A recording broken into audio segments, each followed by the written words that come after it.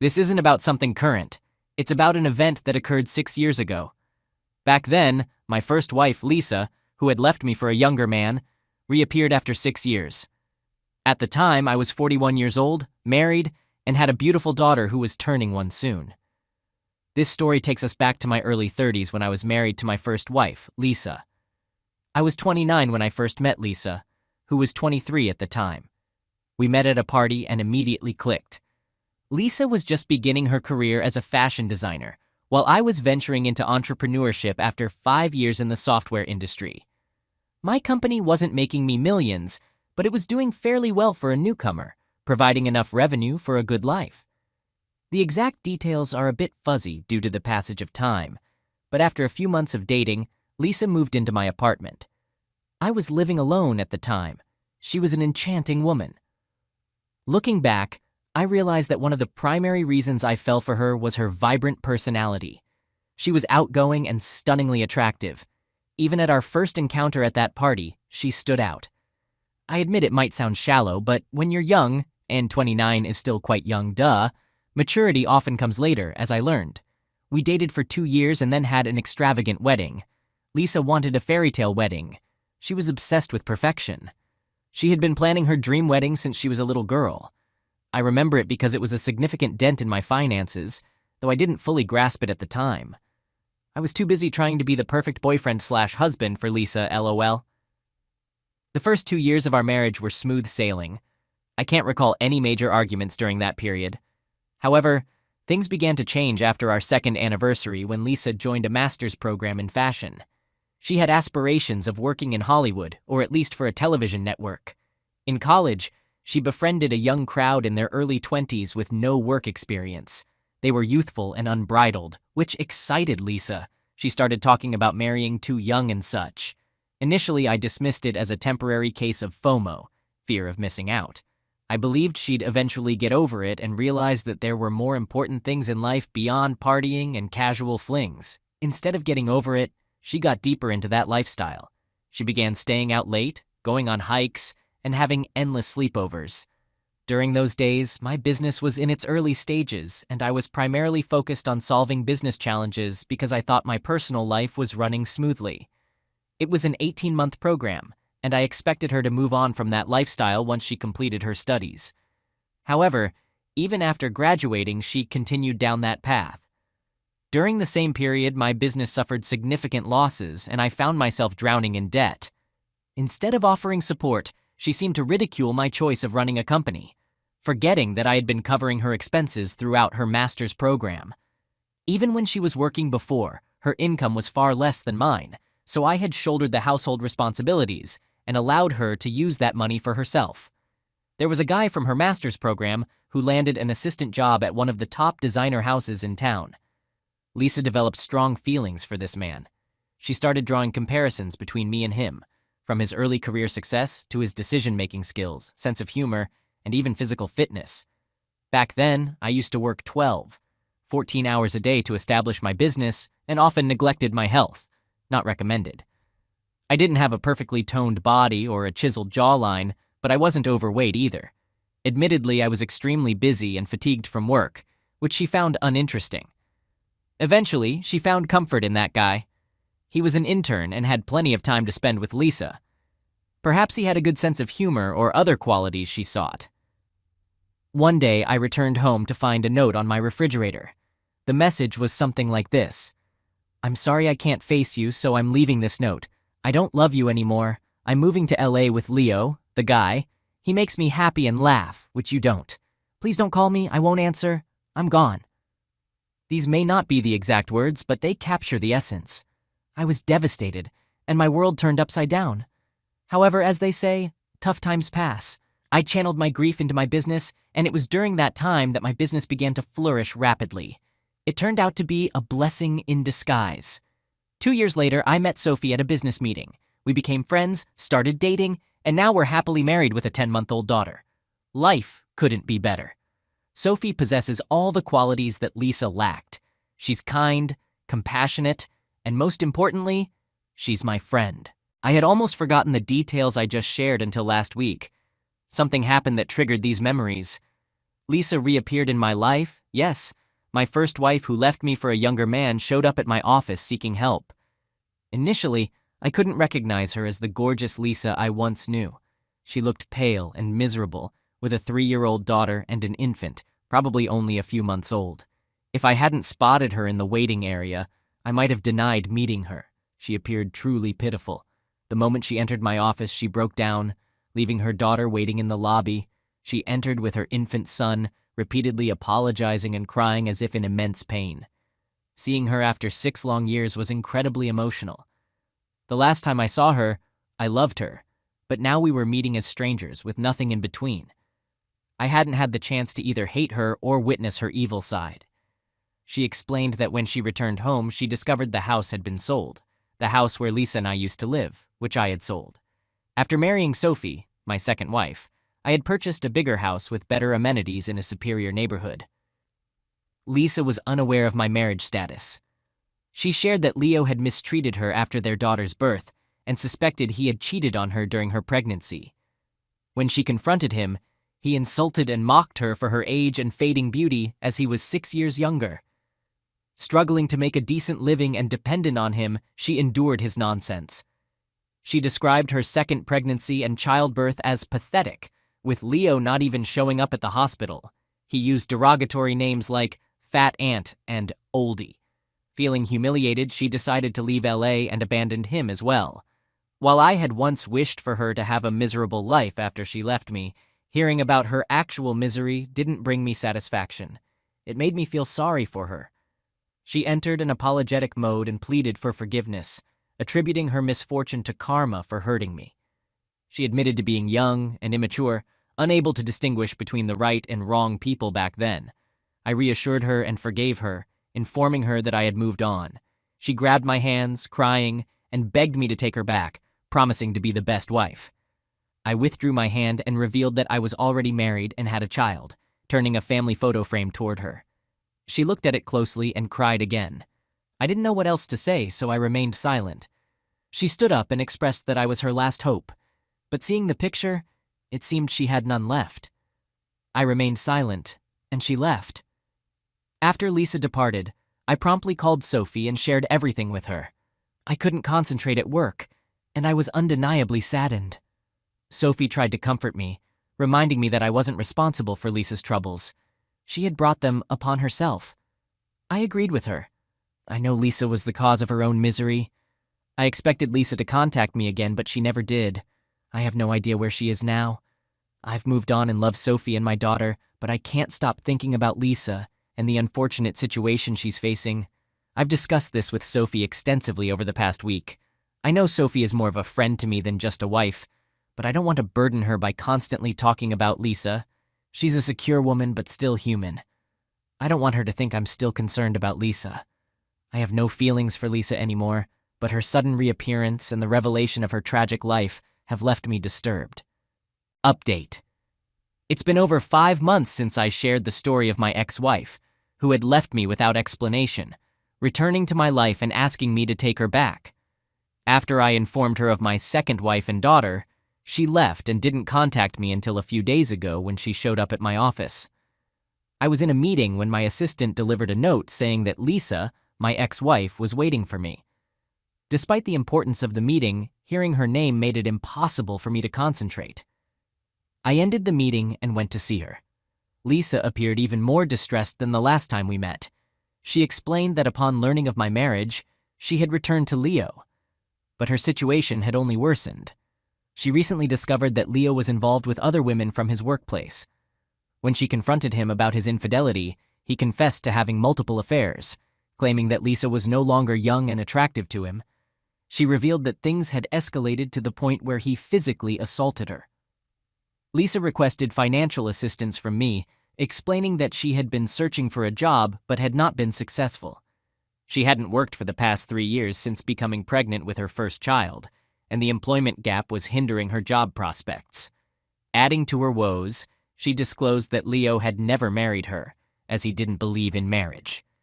He had manipulated her into this arrangement when they began dating, which is why she had previously referred to me as rudimentary. Now, she regretted this decision because, without marriage, She wouldn't be entitled to any financial support if they separated. If they had been married, she could have received alimony. I inquired about the amount she needed, but she remained silent. I decided to write her a check for $30,000, expressing that this was the extent of my help. I suggested she use it to rent a motel and start anew, recommending that she consider any job to sustain her lifestyle, even if it wasn't in the fashion industry. She thanked me for the money and left. This time, I hesitated to inform Sophie about my encounter with Lisa, but after much consideration, I decided to share it with her to avoid any potential strain on our relationship. When I returned home that day, Sophie noticed my tension and asked if something was bothering me. I told her about Lisa's request for money. Sophie's reaction was reserved. She didn't comment on the money, but cautioned me against making it a habit for Lisa to borrow from me. I didn't get upset with Sophie because I understood her concerns, and it was a natural reaction on her part. I reassured her that I had no lingering feelings for Lisa, and that I had assisted her solely due to her desperate situation. Sophie felt a bit down initially, but quickly recovered. Update. I want to address some comments that have been made in the discussion section. Some of you have suggested that I might still have feelings for Lisa and could potentially take her back or cheat on Sophie with her. Let me clarify that there's absolutely no truth to these assumptions. Perhaps I was simply surprised by Lisa's unexpected appearance, as I had never anticipated her showing up in such a condition. Even during our subsequent meeting, I wasn't enthusiastic about seeing her. I helped her out as I would have helped any other person in need. While I've moved on, I haven't forgotten how she used to treat me so poorly, belittling and ultimately leaving me, especially considering all I had done for her. That period was the most challenging phase of my life. It's never easy to be abandoned after 4 years of marriage. So, rest assured, I have no intention of jeopardizing my wonderful life with Sophie. I'm well aware of the boundaries I need to maintain with Lisa. I want to emphasize that this isn't a negative response to anyone's comments. I simply wanted to clarify my stance, and I'll provide further updates if there are any significant developments. Update. I appreciate all of your comments, which have helped keep me grounded and accountable. Following my clarification in the last update, I also discussed this matter with Sophie. I assured her of my unwavering love and commitment to our marriage. While she is a secure woman, I wanted to ensure there were no doubts about my intentions. Sharing my feelings with her felt incredibly liberating. Sophie mentioned that she trusted me, but had concerns about the possibility of me reconciling with Lisa. Sophie was there for me during my lowest moments, and she is the mother of my daughter. I could never let her down. A week later, I received a message from Lisa, asking for assistance with the rental process for her house. I informed her that I was occupied and couldn't get involved in such matters. She continued to text me, claiming she was lonely and that her life had become miserable. Essentially, she was trying to portray herself as a victim. I can assure you that I ignored her messages as if they were spam, but she persisted in reaching out. I was taken by surprise when she started flirting with me, sending romantic emojis and heart icons. I expressed my discomfort and asked her to stop. She insisted on staying in touch as friends, but I explained that I already had a friend in Sophie at home, and I didn't need another. She backed off briefly, but then sent me some romantic posts and reels again. I warned her that I would block her if she continued, mentioning that my wife, Sophie, was uncomfortable with our communication, and I didn't want to upset her. She stopped after that. Last week marked my anniversary, and I planned something special for Sophie. I arranged a surprise trip to the Bahamas, capturing her reaction when I revealed the destination and sharing it on social media. We stayed in a luxurious beachside royal suite, enjoyed a candlelight dinner in the woods, indulged in a floating breakfast buffet on the water, and experienced various romantic activities in the Caribbean. I'm not usually active on social media, but this time, I posted pictures with heartfelt captions. Yes, partly to show Lisa. I don't mind if people consider me immature, but I did it to make sure Lisa understood that I was genuinely happy with Sophie. And you know what? It worked. After seeing those photos, Lisa never reached out to me again. In fact, she unfollowed me on all social media platforms. I was relieved that she did. Hopefully, she won't bother me anymore. Update. Hello, and thank you for all the well wishes. Yes, our trip to the Bahamas was fantastic.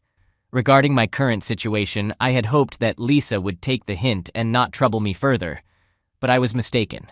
Just a few days ago, she appeared at my office again. When my assistant informed me about her presence, I intentionally made her wait for a couple of hours. In our previous encounters, I had met her right away, which might have sent the wrong signal. When I finally met her, I acted busy and didn't pay much attention to her words. She was once again in tears, claiming her life was falling apart and she couldn't properly care for her children. I asked her to get to the point quickly because I was short on time. Her face turned red, clearly unhappy with my tone. She came straight to the point, requesting money. Sophie had warned me that Lisa's financial requests should not become a pattern, and it seemed like she was making demands rather than asking. She mentioned needing a house or at least $100K. While my income was good, a house or that much money was still a significant sum. I informed her that I couldn't provide her with a house or that amount of money. She mentioned needing around $60–70K to restart her life, including buying a house, covering other expenses, and enrolling her children in school. I'm not sure if she felt like she deserved my money. I told her I sympathized with her, but that didn't mean she could demand whatever she wanted. I don't owe her anything, do I? After all, she was the one who left me for a new and different lifestyle. Her demand made me really angry. I questioned how she could feel entitled to my money and how I was responsible for her life. I had helped her before out of kindness, nothing more. She started crying when I mentioned the charity aspect. I was fed up with her dramatics. I no longer felt sorry for her. I had already given her enough money to rent a house and look for a job, but she hadn't done that. When she finished crying, she suddenly grabbed my hand and asked, "You didn't mean what you said about it being charity, right?" I told her I meant every word. To me, it was nothing but an act of charity. She sobbed and claimed, "I know you're lying, you still love me." I pushed her hand away and warned her never to touch me again. I made it clear that I loved only Sophie and my daughter. I let out my pent-up anger and gave her a piece of my mind. I reminded her that she had chosen a younger partner over me, belittling my feelings and emotions. She had made her decision, and now she had to live with it. She stood up and accused me of humiliating her when she had come seeking help. I told her I was done with her victim act. I had done everything I could to assist her. Now she was attempting to take advantage of me, and I wouldn't allow her to manipulate me and jeopardize my marriage. I made it clear that I wasn't blind to her intentions. She stormed out of my office after this exchange. I shouted at her not to show her face to me again. She didn't respond but slammed my office door behind her. It seemed like she hadn't learned humility from her misery, but that was her choice. As for me, I'm finished with her. I've instructed my reception desk not to allow Lisa inside the office anymore. If she tries to enter, she'll be turned away. I've also blocked her on all communication platforms. There's no way for her to contact me. I have a wonderful life, touchwood, with Sophie and my daughter, and I won't let my past ruin it. All right, that was a fun story. Now let's move on to another exciting one. Stay tuned and let's dive in. Second story. I can't believe I'm caught up in a situation like this. I haven't actually spoken to anyone about what happened, even though many people are trying to talk to me. I think I just need to let off some steam before discussing it with anyone. My girlfriend and I were together for 4 years, and we were engaged to be married. Last weekend, she had her bachelorette party, and I didn't have any issues with it, especially after hearing what the plan was. She and some friends were going to rent an Airbnb or something similar, a spacious place with about 4 bedrooms, just to have a wild party and hang out. On the day of the party, she was at my place, a 2-bedroom apartment where one room serves as my home office. I work as a self-employed investor. She took care of all the arrangements and then went to meet her friends. We exchanged a few texts, but as the party got going, our messages stopped, and I assumed they were just having a good time. After midnight, I started getting ready for bed, and noticed that the computer in my office wasn't turned off. The screen was just displaying a screensaver. It turns out my fiancée hadn't logged out, and her messenger was still open on the computer. There was a group chat where she and her friends had been planning everything, and they had uploaded several videos to the chat. I got a bit curious and started watching some of the videos. Most of them were pretty innocent, just a group of 15 girls getting drunk, smoking, dancing, and having fun. Then I came across a video where a woman went to the front door, and about 10 guys entered the apartment. I didn't know any of them, and I couldn't recognize anyone. There were a couple of videos showing the guys and girls dancing and drinking. Then the worst part happened. there was a video of my fiancée making out with one guy on the sofa. She stopped and rolled over, then started making out with a second guy. Following that, there was a video of her and the two guys going into a bedroom. There was also a video of them coming out, although the timestamps indicated it was just 5 minutes later. But that didn't mean much. For all I knew, those videos could have been taken an hour apart and uploaded together. Seeing all of this hit me like a sledgehammer.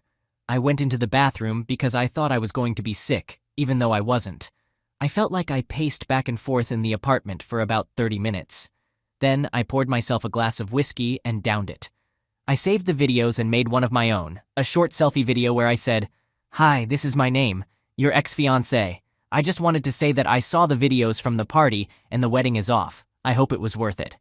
I'm relieved I saved the videos because they were all deleted in less than 10 minutes, and my phone started buzzing with calls and texts. I chose not to answer any of them. Initially, it was just my girlfriend texting, saying she can explain and that it's not what it appeared to be. Then, her friends started chiming in as well. However, I ignored everyone and didn't respond. Suddenly, I received a request for a video chat, and I must admit my curiosity got the best of me. I accepted the call but remained silent. It was my fiancée on the other end, sitting in front of the camera, looking like she had been crying, with her friends surrounding her. I only really know about 4 of her friends, but I recognized many others. She began by apologizing repeatedly, insisting that it wasn't what it seemed, and that it was just a party. She claimed the guys showing up was unplanned. She acknowledged that it might have looked bad, but nothing actually happened. When I stayed silent, she continued in a similar vein, and her friends backed up her story. The more I remained quiet, the more frantic she became. Eventually, she admitted to kissing the 2 guys, but shifted the blame onto her friends, who surprisingly took responsibility for it. She argued that the kisses didn't mean anything, and that was the extent of it. Then she seemed to recall the video of her going into the bedroom and started shouting that it was merely a joke and that nothing happened. The other women echoed her, confirming that it was indeed just a prank, and my fiancé had walked into the room and promptly walked out again. This went on and on with them repeating themselves. Finally, everyone fell silent, and all I asked was if there was anything else to add. She said no, and I ended the video call. I went on social media and updated my relationship status to single, along with a post announcing the cancellation of the wedding. I even jokingly mentioned that if anyone had bought a gift, they were welcome to return it. My fiancé saw the post and started panicking even more, insisting that she had only kissed someone, nothing more.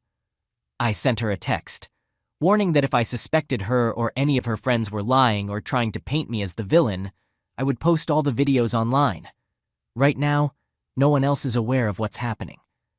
This all happened a couple of days ago, and I've since canceled everything related to the wedding.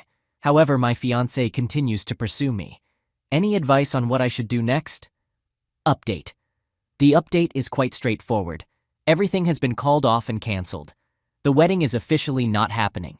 I've retrieved the ring, and all of her belongings are now moved out. She's currently staying with her parents.